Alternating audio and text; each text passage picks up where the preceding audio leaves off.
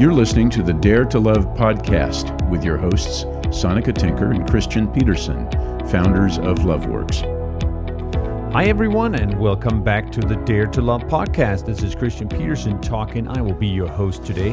I'm aware we've been not doing podcasts for a few weeks here. We've been busy. Sonica and I led our first Give Yourself to Love workshop in Michigan. First time we were in Michigan in Ann Arbor. That was really exciting. And Sonica has been busy doing presentations for the local chapter here in the foothills region of California for the California Association of Marriage and Family Therapists and for a local women's group. And I went and co-facilitated one of the Mankind Project's new warrior training adventure weekends for men. So we have been busy with events, but now I'm excited to be back in the office here, back in the studio, and to do another podcast. And today we are going to be talking about dating and the experience of exploring new relationships. And the process, I'll say the process of dating and exploring new relationships can be both exhilarating and fun and super cool, and it can also be frustrating and demoralizing and really give cause to a lot of personal despair even. We obviously in our line of work talk to a lot of both singles who are actively out dating, singles who have kind of given up on dating, people who are in new relationships. So you might not classify yourself as either in a couple or in a relationship. You're in the process. You're exploring a budding relationship. Or maybe it's just, the complicated category. And I want to say if you have found a way to make the process of dating and exploring new relationships enjoyable and fun and uplifting, then more power to you. Keep going. We talk to a lot of singles who are not having fun with that process, or who started having fun with the process, but after many attempts of it not going the way they would like, are no longer having fun with it, or have experienced a sort of burnout on the whole process. I've talked to several singles who say that the process of dating and exploring the relationship is like having a second full-time job, and you don't have to be a relationship expert to figure out that that's not a very good place to come from when you're trying to create a new relationship. And, because when you think about it, what's the reason any of us want to create new relationships? It's because we imagine that by doing so, we're going to have a wonderful experience, that we're going to end up with love and connection and friendship and companionship and intimacy and great sex and, a generally good and uplifting time. I also want to say that it's of course different. Dating that's a big topic, and it's different. It's one thing if maybe you're having fun on Tinder and all you're trying to accomplish is to get someone to hang out with for one night, or maybe you're really set on finding lasting love, forever companionship, and those two aren't necessarily the same. And there's a lot of similarities in the process of how we go about it, both in terms of what makes it enjoyable and also what makes it not so enjoyable. On today's episode, I'm going to be bringing out many different issues and giving many different suggestions for how you can make it more enjoyable and productive. And, I want to say that probably many of the issues I'm going to be talking about could each be devoted to a whole workshop or a whole podcast episode. And today I'm going to be doing a little bit of an overview style, and I'll be giving you a good bunch of practical ideas for how you can make this process more enjoyable for yourself. So first, I want to put out some of the issues or problems that single people report to us when we talk to them. And I encourage you to see if you can relate to any of these, of course. So they sound something like, I just cannot find the right partner. I can't find the right partner to date, not to mention the right partner to actually be in relationship with. As a matter of fact, I'm not even sure there are any good women, men, people in the area where I live. Maybe I should just go somewhere else altogether. I seem to be having a bad picker, or maybe it's just that there's incompatible people everywhere I go. I just seem to somehow always attract people that aren't very compatible or available to what I want. I just can't get a second date.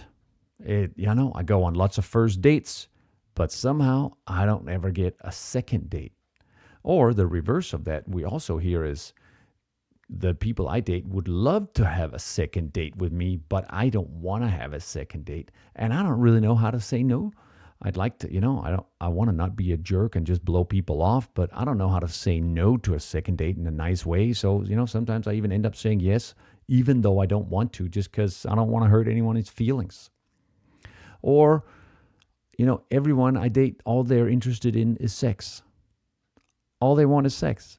Or the reverse of that is, no one ever wants to have sex that I go date with. Even after having dated many times, nothing's happening on that front. Or I end up feeling judged and discarded is a very common experience among singles. If you've gone through many dating experiences that don't turn out the way you like, it's really easy to feel judged and discarded, like you got weighed and counted for too light, so to speak. You get passed on. All the people you're dating are saying, no, not you, next, not you, next. It's really easy to end up feeling lonely and empty. And as some of you will relate to, if you've been single or not in a relationship or not having intimate partners for a while, it could be long times between you enjoying any sort of touch or intimacy or sex. And it's easy to get to feel pretty lonely and empty inside. Then there's what I call the CPFS. That stands for a chronic profile fatigue syndrome. I'm not entirely sure that's an actual condition out there, because I just made that up, but I think it's an actual condition. You get profile fatigue, and that works both with your own profile and other people's profile. So for your own profile, where fatigue shows up is you just get burnt out on trying to craft it just the right way. Come up with the exact right words that's going to attract the right kind of attention. Put the right kind of picture on there that's going to attract the right kind of attention. Always fiddling, editing, modifying. The other version of chronic profile fatigue syndrome is you get tired of looking through other people's profiles, of swiping and scrolling and moving through picture after picture after picture. As you know, if you've been in any on the if you have been participating in any of the apps or online platforms, that you can look through a lot of profiles in a short period of time, and people just get fatigued with it. They get burnt out, and it's as if everybody blends into one another and turn into a wallpaper after a while. And I want to give a little plug for a couple of the other episodes we make that might be relevant for you listeners. We made one episode, it's episode number 12, called Dating Amazon.com Style, where I talk about the tendency of online and modern dating on apps and online platforms becomes a bit like shopping on Amazon for a product. And that is, that comes with a lot of risk in terms of how successful we are at creating relationships. So go check out episode 12. Another thing that I mentioned just before is the thing about how, if or when to have sex when you're dating. We also made an entire episode of that. It's called When to Have Sex When You're Dating. And that is episode 39 of this same podcast. So go check that out if that's relevant to you. So that's just a short section of some of the most common issues that we hear from single people in our programs and singles that we coach. And I want to switch and begin to talk about some ideas we have from our work about how to make this process more enjoyable as well as more productive, so that you can have a good time whether you're meeting Mr. or Mrs. Perfect on your first date or not, or really no matter where it goes with any particular date, that it's still an uplifting and enriching process for you. And as I go through these suggestions, you'll hear that many of them, that they will address some of the issues that I just mentioned here before. So First one I want to give, interestingly enough, I was literally just hung up the phone from talking to a gentleman who was going on a date. And I gave him this piece of advice. And this is the first suggestion I want to bring out, is that you change your mindset somewhat about what the purpose of dating is. And we suggest that you try taking on that the purpose of dating is to practice relating. That's it. The purpose is to practice relating. You'll know probably from yourself that often when we go dating, we think the purpose is to find the one, to find lasting love, to sort through the, all the non-potentials, to find the potential that's going to turn into the one. And when we go in with that mindset, it has us come in judging, assessing, and actually looking for all the ways that aren't going to work. We come in looking for all the reasons why you're not going to be the right partner. If you instead change your mind a little bit about it, your mindset a little bit about it, and you consider, the purpose of this date is just for me to practice relating. For me to practice, if you're a single person who's been in our programs, you'll definitely have tools and strategies that you're gonna practice. But even if you're not, I might have learned new things via books or podcasts or from friends or whatnot.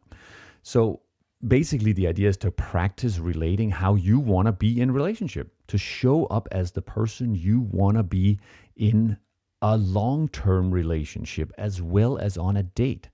That's another piece I'll add to that, is we often think that dating is this separate category. And once I've successfully gone through the dating process and I have found the one, then I'm going to start being in relationship. But we don't think about it that way at all. I think about it as the second you sit down for that first cup of coffee with someone, or you take that first hike in the woods or in the park with someone, you now are in a relationship. Yeah, it might be a relationship that only lasts for 40 minutes and a cup of coffee, but that's still a relationship, and it's practice time for you. And that also takes off some of the pressure and urgency from yourself, because as you also might relate to, when the idea is, I got to find the one, or maybe, I've been married before, I'm not getting any younger, I got to find someone and I really want to have kids, whatever. We have many elements of us that add urgency and time pressure to the process. And whereas that is understandable, time pressure and urgency adds a terrible mood and energy to you and to the entire process. So if you could loosen it up a little and consider, this is just practice. That takes the pressure off how any particular date is going to go. I'm just out practicing here. So I'm just going to have a good time, and we'll see how, what it's going to be like. I'll give you some other ideas in a moment for how you can make the actual experience a good one and go deeper faster. And, even if nothing happens, I will still have fulfilled my purpose of practicing for the next relationship and practicing for the next date. So that's my first idea for you. Another one is actually right alongside of this. I'd say to improve your expectation and to change your expectation so that you're just stop looking for the one for a moment. Just tell yourself that's not even what I'm doing. Because we often are so set on finding the right one, we have an expectation that we're going to sit down in front of somebody and then we're going to be able to say, is this my future husband, wife, girlfriend, boyfriend, spouse, partner, whatever it is for you? Is this the future right one? So as if we're expecting to sit down in front of this ready-made product that's already everything we dream of. And that is completely unrealistic expectation. It's just, sure, it does happen in life that you run into somebody and right in that moment, all the bells are ringing and you're firing on all cylinders and you just have an epiphany that says, I am going to marry this person. That absolutely does happen. And mostly it doesn't.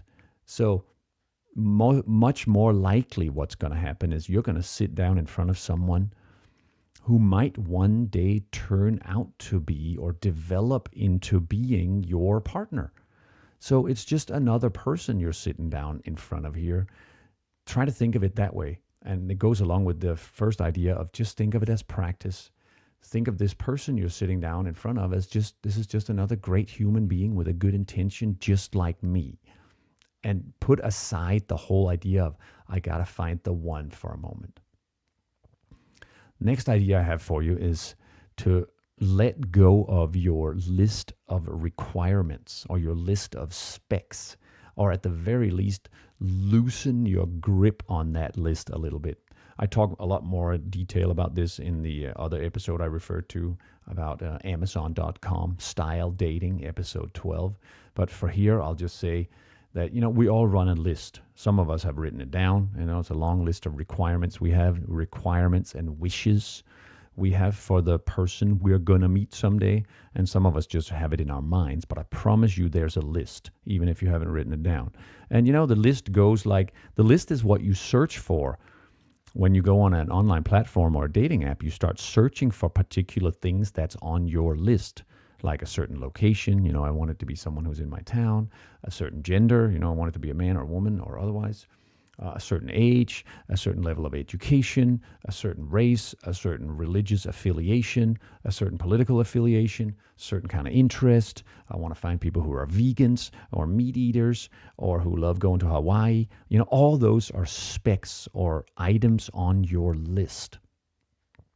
But as Sonica was just talking to a group of people this morning on a call we do, an ongoing call we do for our singles in our mastery relationship program.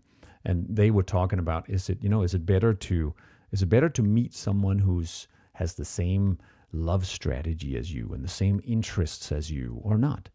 And, there was one person on there who said, I'm a very religious person, and the man I met and married is also a very religious person, and we belong to the same kind of religion. But we have found out that even though we're both in the same religion, it's completely different how we think it should unfold and how we should worship and what it means in terms of values.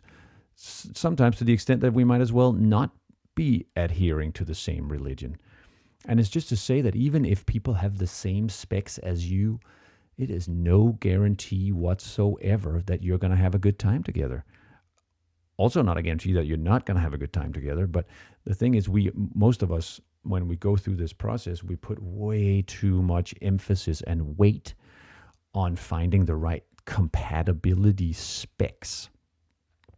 And searching that way, you would be much better off, and this is what I'm suggesting, that if you let go of the list for a little bit.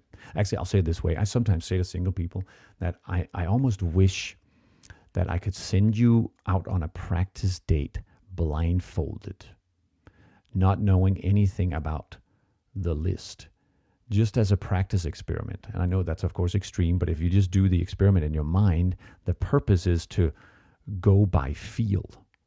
Like sit down in front of someone or take a walk with someone and notice how you feel inside. Because often we don't even get to that point because we're so busy running people through our list. Does he or she check this mark? Does they check that mark? Do they check that mark? Do they check that mark? Do they check that mark? And we're just showing up as these assessing machines. It's like running people through a database to see if they fit. And that too is not a very good place from which to create any sort of intimate connection or good communication. So see if you can release your grip on your list just for a little bit. At the very least, I always like to recommend when you hear new ideas like this, just go try it out. Take it on as an experiment that lasts a week or two. You can always go back to whatever it was you were doing if you like that better, but try it out. The next thing I want to recommend is that when you do go on a date, whether it's the first one or the 10th one, is make it meaningful, or as we like to say, go deep fast. Of course, I'm aware everybody doesn't have the same preference as we do, but I personally am someone who went through lots of dates that were, just superficial, getting halfway drunk, and then, I often, whether I ended up going home with that person or seeing that person again or not, I just always left with this hollow feeling in my chest, and I didn't like it. So one of my intentions now is to go deep fast, make it meaningful, And you can prepare yourself for doing that. You can set an intention, for example, to share something about yourself that you wouldn't ordinarily share, or to ask really good questions. Sonica used to walk around with, we wrote a short ebook that was actually, it was based on an internet meme that went around at one point that was, I can't remember what it was called. It was something like 16 questions to inspire intimate conversation or something like that. And Sonica and I went with that, and we made a little ebook with 100 questions that foster quick, intimate conversation and connection.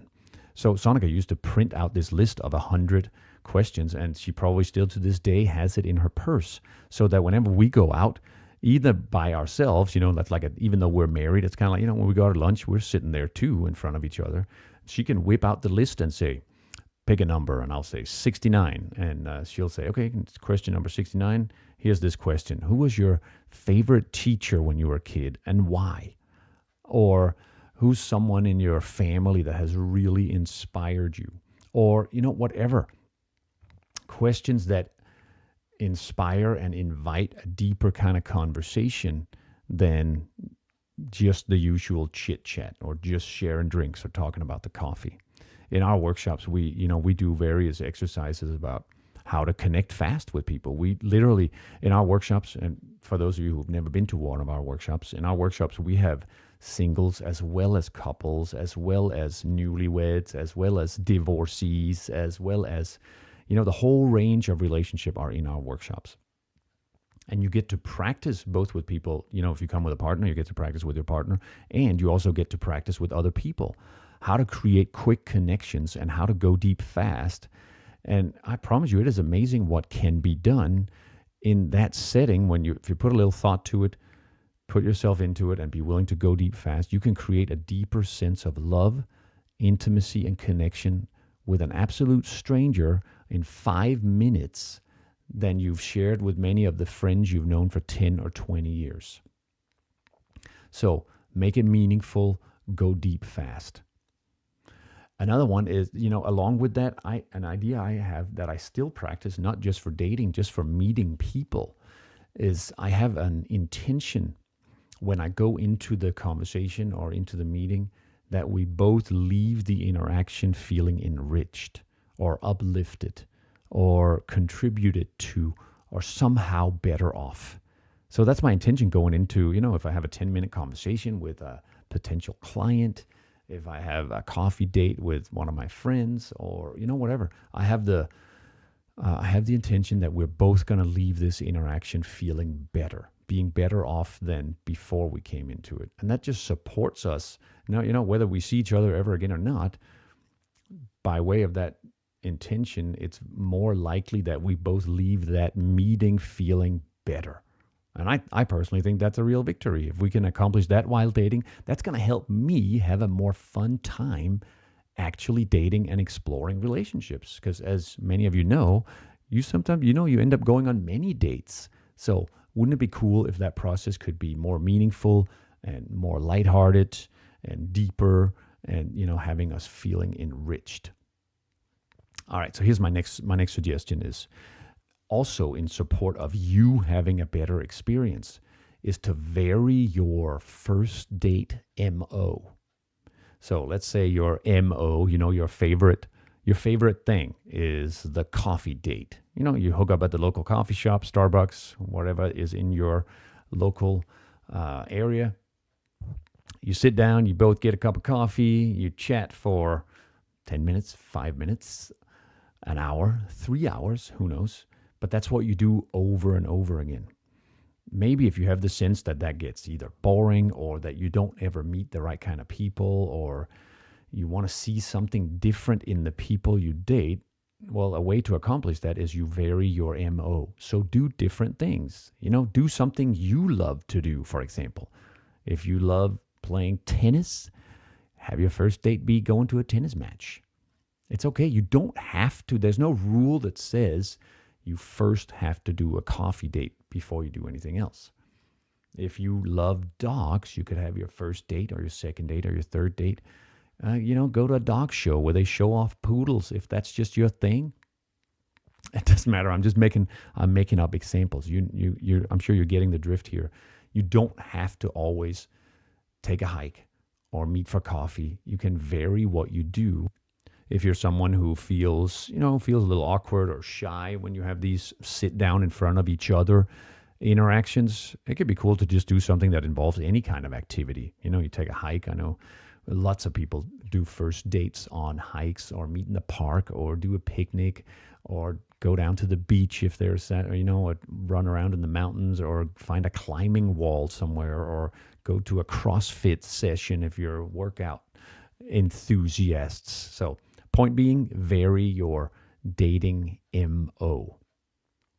All right, so here's another one that's going to definitely make your experience more pleasant and the other person's experience more pleasant, is that you offer appreciation and validation. You thank the person who showed up for a date. And a little background about this idea is, whenever you reach out for a date, someone sends you a message that says, I want to date you. Can we meet? I'm interested, whatever. It's a little offering of themselves. It's a risky thing. It's akin to when a child makes a drawing on a piece of paper and shows it to mom or dad. The child is wanting to show something they created, and they're wanting some sort of validation. And they are running the risk of having that request rejected. And you well know, if you've ever been around kids, that you can make or break that child's day by your response. If you say, wow, that's wonderful, what a pretty drawing, that's all it takes. The child will light up and go make another one probably. Or on the other hand, if you say, oh man, that looks stupid, it doesn't even look like anything, it's just squiggles, you crush that child's heart right in that moment. And we adults are, we look tougher, but we're kind of still the same. So if I put out to you, will you go on a date with me? Whatever that happens, like with a swipe or a click or a message or an email or a phone call, doesn't matter. I'm taking the risk to be rejected. I'm putting my heart out there a little bit. And it's really cool if you appreciate and validate the risk that was taken. On the other side of that, you can probably relate to, if you've been on a lot of dates that just ends up with not seeing the other person again. Like some of the people I was referring to who say, I never get a second date. People just come and they sit with me for 10 minutes and then they're done. It's like, you feel discarded. It's easy to make up, wow, I must not be very interesting. And the truth is, whether it's a good fit in terms of relationship, or you're interested in pursuing it with the person in front of you, you can still appreciate the fact that they took the risk, appreciate the fact that they're interested in meeting you, appreciate the fact that they wanted to take a bit of the time out of their life to do this. So this is also true even if you don't ever want to see this person again. That's okay. You always have that freedom. There's no rule that says you should see someone the second time. But you can still appreciate them for showing up. So you'd literally say, that's what I would do. I'd say, hey, thanks so much for reaching out for this. I feel really great that you'd be interested in getting to know me a little bit. Thanks so much for doing that. Or thanks for taking the time to come down here and meet me. I'm curious about you, so I really appreciate that you took the time. That's awesome. And you can still do that as you say goodbye. That's another thing I was talking about. One of the problems we often get presented with is, I don't want to set up a second date, but I don't really know how to say that. And well, this is how to say that. If you've been on a date, however it went, you don't want to set up a second date. Maybe the other person does. You could say something like, and it always starts with an appreciation or a validation. So you could say something like, thank you so much for wanting to go on a date with me, or thanks so much for taking the time to hang out with me, or thanks so much for showing a little bit of yourself here. I really appreciate it. I'm not inspired in the moment to set up a second meeting. And if that ever changes, I'll absolutely let you know. And thank you so much for reaching out the first time. You just say something like that. Most people would rather know if you're really interested or not. At least I personally take that to be a lot better than to be ghosted. And if you say it in a manner that starts with an appreciation and is generally appreciatory, even if the message is, I'm not inspired to see you again, that's a lot easier to hear. It's a lot easier to hear, thank you so much for showing up. I really appreciate this and this about you. And I'm not inspired to set up a second date right now. That's a lot easier to hear than, well, either ghosting or this was boring or you're totally not my type or, any other version. So that is my strong recommendation, that you just bring that attitude of appreciation and validation and treat each other with care and, be a little gentle. Just like, just keep that image in your mind of the child that makes a drawing and comes to show it to mom or dad. I know we're adults now, but we're still kind of kids putting ourselves out like that. Okay, so here's the last one I'll share for today. And there are many more of these, and I just wanted to give you something to do here today on this podcast. So the last one I'll say is treat your date as if he or she were the one, even if you don't ever want to see him again. I encourage you to take on the experiment of just ask yourself, how would I be with this person if they were the one? How would I show up if they were the one? Well, I know for me, I would be engaged. I would be interested. I would be curious. I would be gracious with any misunderstandings. I would be in a good mood. I'd be excited. I'd be having fun, imagining possibilities, things like that is how I would, this is just Christian talking, that's how I would show up if I'm sitting down in front of you and I'm thinking to myself, if this were the one, how would I be? Oh man, I feel lit up inside. So try that out. Light yourself up inside, even if this is a person you don't want to see again. Now, why would I suggest that? Well, most of all, because it's going to make you feel a heck of a lot better about the whole process. It's going to go back to the very first one I suggested, which was to practice relating. And that means practice being the very best version of you, the person you want to be, even when you're married to someone, even when you've been married to someone for 20 years. What kind of person do you want to be? Well, show up as that person now. Instead of just showing up on a date as this, I just got to get it out of the way to see if you're interested. If you match 5 of my 10 specs, yeah, maybe. And if not, you're out. It's, for one, it doesn't put you in a very good space to be an attractive person, to be open enough to create any sort of meaningful intimacy. And it also has sort of a callousness to it, which often sends the message inadvertently to the other person that I don't care about you, you're not important, you're not very worth it, you're not cool enough, pretty enough, rich enough, young enough, old enough, whatever. And, I, for one, at least, I always like to treat people with the same kind of care I would love to be treated with. So, but it's also really important for you to just use it as practice. Just show up as the very best person you can show up as. And, if you need more ideas for what that looks like, learn relationship. I would encourage you to be interested in learning how to relate, not just how to date. Those two are different. How you relate, well, actually you relate a whole bunch on a date, but often we think they're totally different. So I'm going to relate to you as if you're an important person in my life. In the 5 minutes or the 10 minutes or the 2 hours we share, you are the most important person in my life. You're the one who's right in front of me. But anybody who's been out there dating, that. Unless you are the exception to the rule, you've caught yourself sitting there. You sit with someone for 5 minutes and you're already thinking, nope, it's not going to happen. No, oh my God, no, can't even believe he just said that. Oh my God, look at what he's wearing. Oh, that's what he's doing for work. Yeah, that's never going to happen. And you're already thinking about whatever it is your next thing is. As opposed to, this is what I'm encouraging you to take on, at least as an experiment, to treat that person as the most important person in your life, at least right now, and see what kind of result gets produced. See how you show up.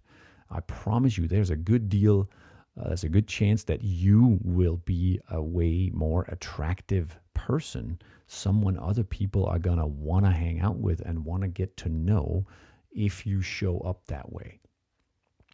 And certainly, we'll always say, for those of you who've been with our podcast for a while, you know that we do a lot of in-person workshops because we firmly believe that the best way to practice this is in person. With people you can see, hear, feel, touch, watch and observe and feel body language in front of one another. That's one of many reasons we tend to do live trainings, and we bring both singles as well as couples and just anybody who's interested into our workshops.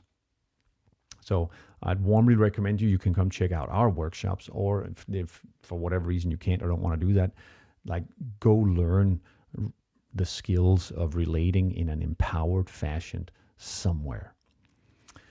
All right, friends, that's all I'll share with you today. I hope you got some good inspiration from doing that, and I sincerely hope that some of these ideas will help you have a more enjoyable and productive experience as you go through the experience of exploring relationships. It would be so great for you, I believe, that if you can think of it as a wondrous learning process of relationship, as opposed to this, I got to get to the end where I find the one, and everything in between now and then is just discard that, discard that, discard that. I really hope you can have a fabulous, entertaining, enjoyable, productive, and generally uplifting experience as you go on dates and as you go explore new relationships. So have fun with it. All the best from here, and look forward to seeing you on the next episode. You've been listening to the Dare to Love podcast with your host, Sonika Tinker and Christian Peterson, founders of LoveWorks. If you found this valuable, please hit the share button and share with your friends on Facebook, Twitter, Instagram, or your other favorite hangouts.